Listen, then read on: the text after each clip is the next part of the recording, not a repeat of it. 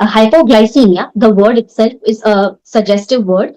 It defines blood sugar जो less than 70 milligram per deciliter है. When the blood sugar level is less than 70 milligram per deciliter in the body, it produces certain signs and symptoms, and that state is defined as hypoglycemia. Blood sugar का normal range in any human body is around 70 to 140 milligram per deciliter. This is usual normal range for blood sugar in any adult patient. Number 1 है, अगर आप insulin या diabetic oral tablets पे हो और tablet लेने के बाद आपने खाना नहीं खाया, you do not have a sufficient meal, तो आपको हाइपोग्लाइसीमिया का रिस्क रहता है. नंबर 2 इज, अगर आप अपना मील टोटली स्किप कर देते हैं तो हाइपोग्लाइसीमिया का रिस्क रहता है. एंड नंबर 3 इज कि अगर आप एक्सटेंसिव एक्सरसाइज, बहुत ज्यादा एक्सरसाइज करते हो, बहुत ज्यादा चल के आते हो, बट इसके बाद हेवी वर्कआउट के बाद आप खाना नहीं खाते, you don't eat your meal, तो भी हाइपोग्लाइसीमिया का रिस्क रहता है.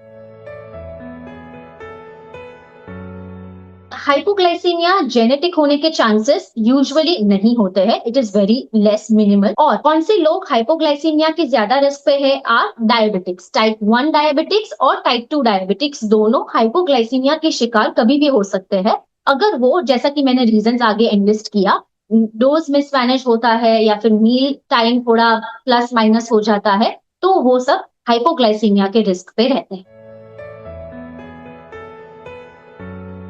सबसे पहला है कि आपको बॉडी में बहुत ज्यादा वीकनेस आ जाना. नंबर 2 इज बॉडी में शिवरिंग आ जाना. आपको लगता है कि आप अभी ही गिर जाएंगे. और आपको इन सम केसेस अगर शुगर बहुत ज्यादा लो हो जाता है, लाइक 70 या 70 से बहुत लो हो गया है, तो स्लर्ड स्पीच, मतलब जबान लथड़ाना शुरू होना, वो भी एक बहुत क्लासिक साइन है फॉर हाइपोग्लाइसीमिया यानी लो ब्लड शुगर.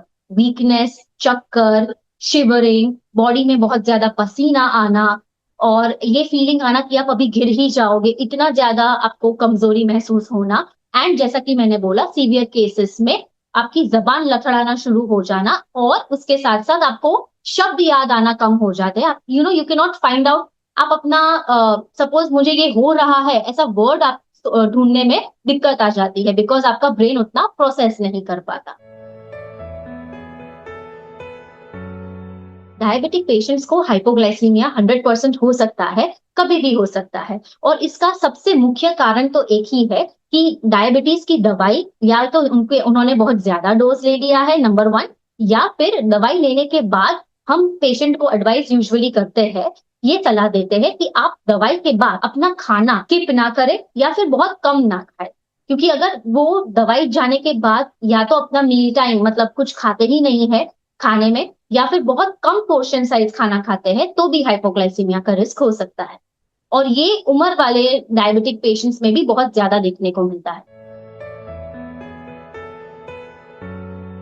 हाइपोग्लाइसीमिया को हम एक life long problem I wouldn't say, मैं ये कहूंगी कि ये एक पोटेंशियल प्रॉब्लम है, थ्रेट है, अगर आप अपना शुगर बैलेंस नहीं करते. बाकी यस, इसका इलाज तो एक ही है कि अपना खाना अच्छे से टाइम पे खाए और दवाइयों का डोज अपने फिजिशियन या एंडोक्राइनोलॉजिस्ट को दिखा के सेट प्रॉपरली करे, तो हाइपोग्लाइसीमिया से बचा जा सकता है. हाइपोग्लाइसीमिया के ट्रीटमेंट के लिए अगर पेशेंट हमारे पास लो ब्लड शुगर के साथ आता है, तो हम पहले उसको फिजिकली एग्जामिन कर देंगे. सब ब्लड प्रेशर है, ऑक्सीजन सब बराबर है कि नहीं वो देख लेंगे. मोस्ट इंपॉर्टेंटली, इमरजेंसी में अगर ये पेशेंट आते हैं तो हम उनको या तो मुंह से ग्लूकोज देंगे या फिर प्रॉम्प्ट एकदम हमें इंस्टेंट रिस्पॉन्स चाहिए तो हम आईवी ग्लूकोज देते हैं. अगर आपको घर बैठे या फिर काम पे या फिर आप ट्रैवल कर रहे हो और आप डायबिटिक हो और आपको लो ब्लड शुगर जैसे साइंस लग रहे हैं, तो विदाउट हेजिटेशन आप शुगर वाला कोई भी इंस्टेंट फूड खा सकते हो. नंबर 1 चॉकलेट है, या फिर आपका कोई कैंडी है, और या तो फिर आपका कोई ग्लूकॉन डी पाउडर आपके पास हो या ड्रिंक पड़ा हो, तो वो आप कंज्यूम कर सकते हैं. आइडियली गाइडलाइंस ये कहती है कि अगर आपका ब्लड ग्लूकोज लेवल 70 से कम गया है और आपने 15 मिनट में कोई भी 15 ग्राम कार्बोहाइड्रेट वाला लोड आपने खा लिया, यानी कि चॉकलेट है, कैंडी है या फिर ग्लूकोज पाउडर्स है, अगर वो सब लेने के बाद हम पेशेंट को बताते हैं कि आप 15-20 मिनट, आधा घंटा और रुकिए। उसके बाद भी अगर शुगर लो ही रहता है, तो फिर आप तुरंत अपने डॉक्टर को कंसल्ट कर लीजिए।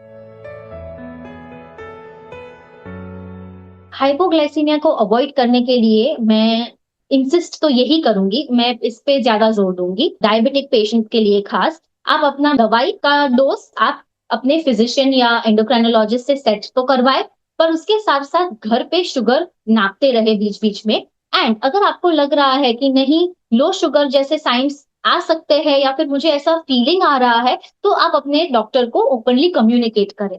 और इससे बचने का सबसे आसान उपाय मैं बताऊं तो यही रहेगा कि आप अपना खाना टाइम से खाएं, दवाई लेने के बाद मील टाइम को स्किप ना करें कोई भी रीजन से। सबसे पहले दवाई के बाद खाना इज जरूरी।